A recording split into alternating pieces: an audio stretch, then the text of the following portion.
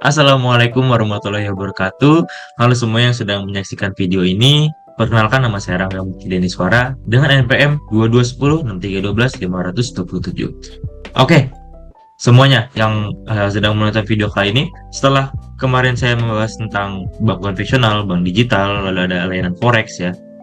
Kali ini saya akan membahas masih tetap seputar keuangan juga. Ini adalah sebuah platform peer-to-peer lending. Nah, sebenarnya peer-to-peer lending itu apa sih gitu kan? Kita mulai dari tipis-tipis dulu. Peer-to-peer lending itu mungkin kita akan analogikan dulu ya. Jadi bayangin kalau kita tuh lagi di posisi butuh uang banget nih, BU gitu kan. Nah, terus ada nih orang lain yang pengen minjemin duit ke kita. Nah, di platform peer-to-peer lending ini kita bisa cari nih orang-orang yang bersedia buat minjemin duit ke kita dan nawarin berapa lama kita bisa kembaliin duit itu dan juga berapa sih jumlah bunganya seperti itu. Mungkin kalau kita bilang kayak gitu ke orang Indonesia, mereka lebih mengenalnya sebagai pinjol atau pinjaman online ya. Nah, jujur mungkin bisa cerita sedikit mengalami kebingungan karena tentang peer-to-peer lending ini, layanan pinjaman online seperti Kredivo, terus Indodana itu kan, terus apalagi ya, ya mungkin dua contoh itu ya, Kredivo, Indodana ya kan, itu tidak bisa disebut sebagai peer-to-peer lending. Padahal kan itu kan pinjaman online juga kan. Sedangkan tadi kan analogi peer-to-peer lending itu kan, kita bisa jelasin kalau misalkan dia itu memfasilitasi pinjaman dari orang kepada orang lain kan. Nah, kenapa sih si Kredivo ini sama Indodana ini tidak bisa disebut peer-to-peer lending gitu? Nah, setelah saya baca-baca lagi gitu kan, yang bisa dikatakan peer-to-peer lending itu layanan-layanan seperti yang akan saya bahas ini adalah Investri, lalu ada contoh lainnya ada Modalku atau Dompet Kilat gitu kan. Lalu saya bingung gitu, kenapa Indodana dan Kredivo itu gak masuk? Sebenarnya sih mereka masuk-masuk aja sih, karena masih satu konsep dengan pinjaman online gitu, masih satu konsep dengan peer-to-peer lending. Itu yang dikatakan oleh dosen sistem informasi akuntansi dan keuangan seperti itu. Jadi gak apa-apa Kredivo dan Indodana masih bisa kita sebut sebagai peer-to-peer lending karena konsepnya masih serupa seperti itu. Nah, oke, mungkin sudah paham ya, jadi peer-to-peer lending tuh bisa dikatakan memfasilitasi pinjaman dari orang lain, memfasilitasi pinjaman dari orang kepada orang lain. Nah, seperti itu intinya. Oke, mungkin kita bakal coba apa ya? Lihat sebuah user flow-nya dulu, bukan user flow map ya. Kita bakal lihat dulu flow map yang saya buat mengenai Investri ini. Mungkin sebentar saya bisa share screen terlebih dahulu. Oke, ini dia ya. Oke, sudah nampak ya? Oke, kita fokusin dulu deh si bagian sini. Di sini ada tiga bagian ya maksudnya. Di sini ada dari lendernya, sebentar. Nah, ada dari bagian lendernya, ada bagian dari sistemnya, sistem si investrinya, lalu ada si borrowernya atau si peminjamnya. Si lender kan si pemberi pinjaman, si borrow si peminjamnya, itu kan. Seperti biasa, flow map selalu dimulai dari sini atas sini, mulai ya kan. Habis itu mereka borrower ini daftar, ya kan. Terus isi data pribadi lah, gitu kan di sebuah platform investrinya. Sebentar, ini kurang rapi ya. Nah, habis itu kita lihat nih dari sisi lender. Sisi lender juga sama, dia juga daftar dan juga isi data pribadi gitu kan. Nah, setelah isi data pribadi, data mereka tuh di cross check atau disimpan di data akun sini ya, di cross check terlebih dahulu. Ini mungkin saya buatnya kurang kompleks ya, harusnya ini ada cross check data dulu dan cross check apakah datanya sesuai seperti itu. Tapi ini saya langsung simpan di data akun, lalu ini langsung sistem memberitahu ya kalau akunnya tuh berhasil dibuat nih gitu. Nah, sama-sama setelah dapat notifikasi, setelah dapat pemberitahuan ya maksudnya akunnya berhasil dibuat, si borrower ini bisa masuk ke beranda Investri dan si lender juga bisa nih masuk ke beranda Investrinya gitu kan. Lalu kita lihat nih dari sisi borrowernya, si borrower ini mau ngajuin pinjaman gitu kan, lalu makanya dia harus isi detail pinjamannya. kira-kira dia meminjam berapa gitu kan.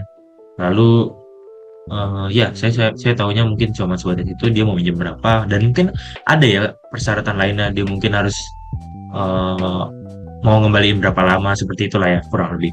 Lalu sistem di sini ada cross check nih, permintaannya diterima atau enggak gitu kan. Kalau tidak diterima, ke sini dia ke atasin lagi, mau ngajuin ulang nggak gitu kan, ditanya. Kalau mau ngajuin ulang ya ajuin lagi, isi detail lagi dong pastinya. Tapi kalau tidak mau, nanti dia langsung selesai ke sana. Sebenarnya nggak langsung selesai sih, nanti kita coba lihat lagi ya. Tapi kalau misalnya pesan permintaannya diterima di sini nih, di bawah sini, oleh sistem diterima, maka sistem akan menghitung suku bunganya berapa, lalu menambahkan ke daftar pinjam. Nah, menambahkan ke daftar pinjam ini maksudnya nanti kita di sistem oleh dia menyimpan di database-nya gitu, database pinjam. Nah, nanti kita bakal lihat nih di aplikasinya, bakal seperti apa sih setelah masuk ke daftar pinjaman itu, ntar ada banyak banget yang orang yang butuh daftar pinjamannya. Nah, setelah itu si lender kan udah masuk ke beranda nih. Dia kan tujuannya sebagai lender dong, dia pengen minjemin uang. Dia pasti langsung lihat daftar pinjam, gitu ya. Nanti kan ada banyak banget nih.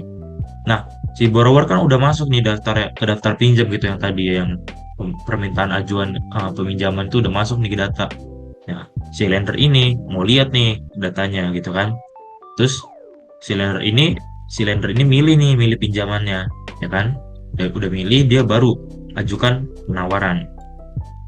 Nah, si borrower di sini bisa pilih penawarannya. Lalu sistem di sini fungsinya untuk konfirmasi penerimaan sebagai penengah ya. Lalu mencetak detail kontrak peminjaman. Nah, di sini tuh di bagian tadi ajukan penawaran ini terjadi yang namanya apa ya? Negosiasi lah seperti itu mungkin ya. Ya seperti itu. Lalu di sini lender menerima detail kontrak peminjaman ya, karena tadi yang dibuat oleh sistem hasil dari negosiasi tadi. Lalu si lender akhirnya memberikan dana pinjaman ya di sini. Nah, sistem fungsinya ini untuk mentransfer dana pinjamannya gitu kan.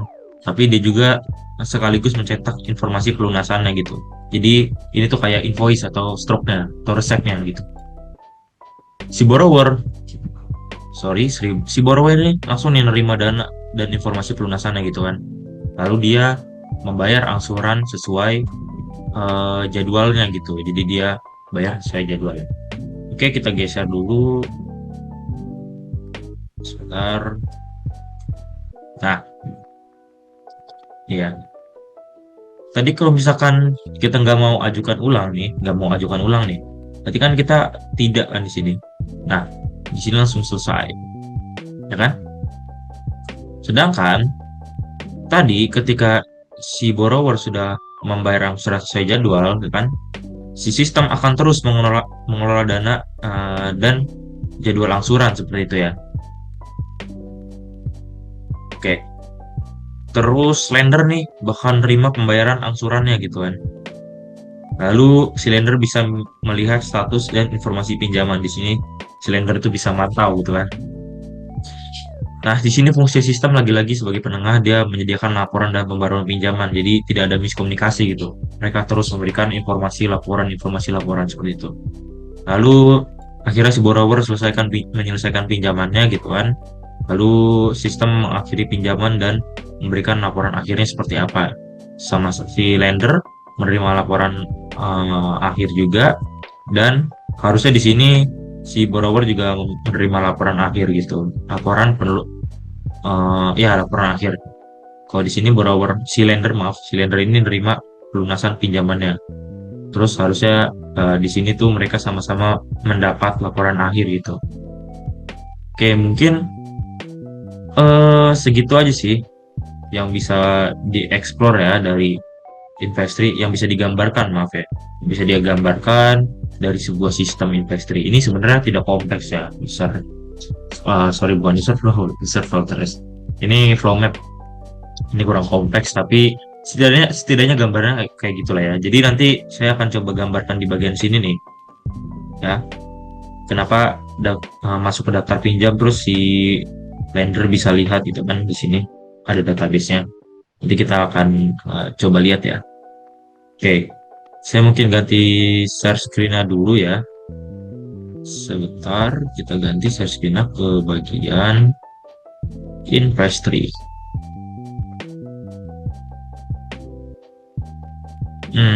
Bentar, sebentar. Nah, sudah terlihat ya.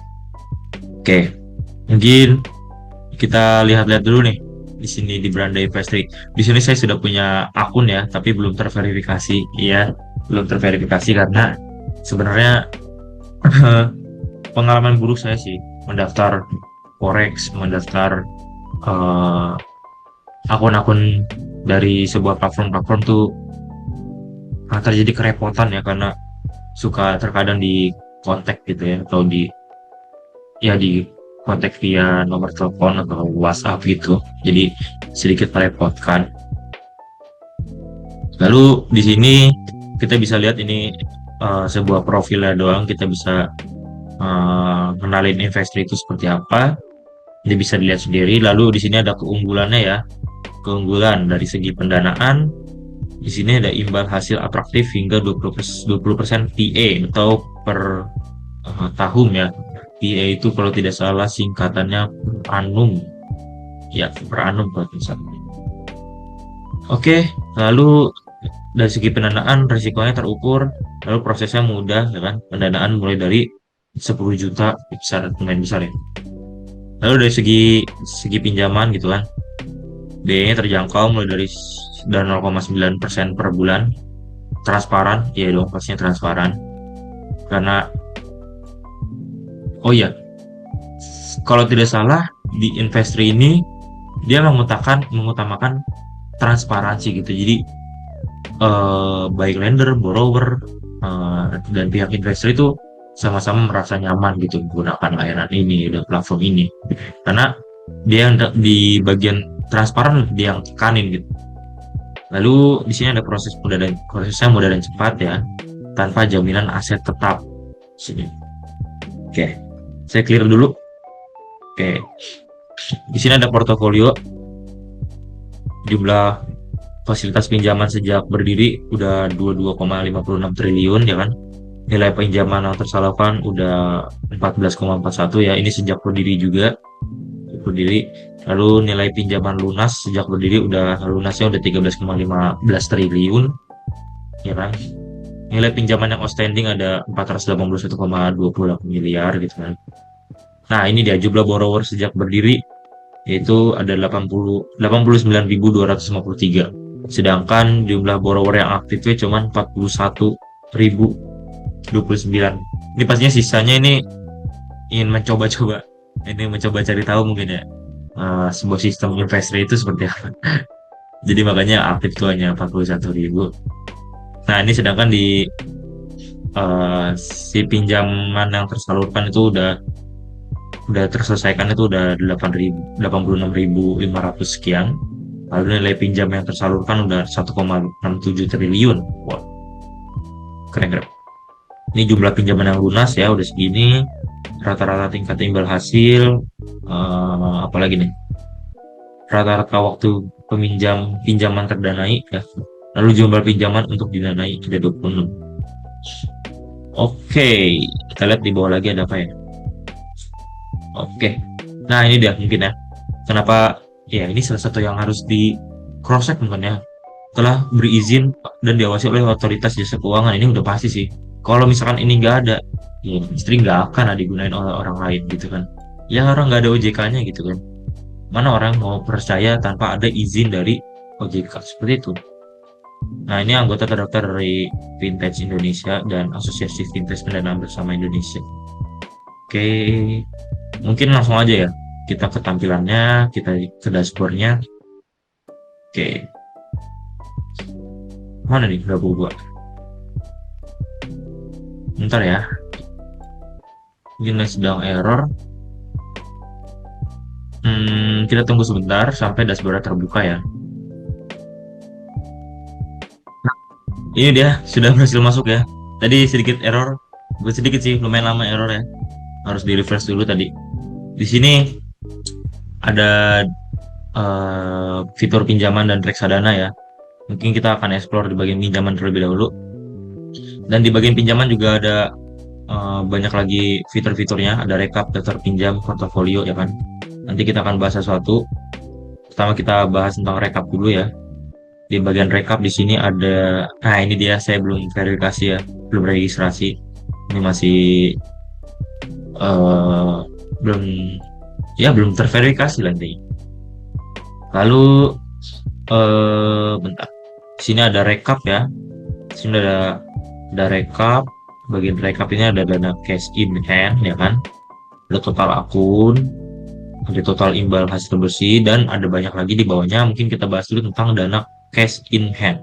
Dana cash in hand ini fitur yang nampilin saldo dana yang tersedia di rekening dana lender. Nah, ini tuh saya daftarnya sebagai lender ya. Saya buka di rekening dana lender saya ini NP0 gitu.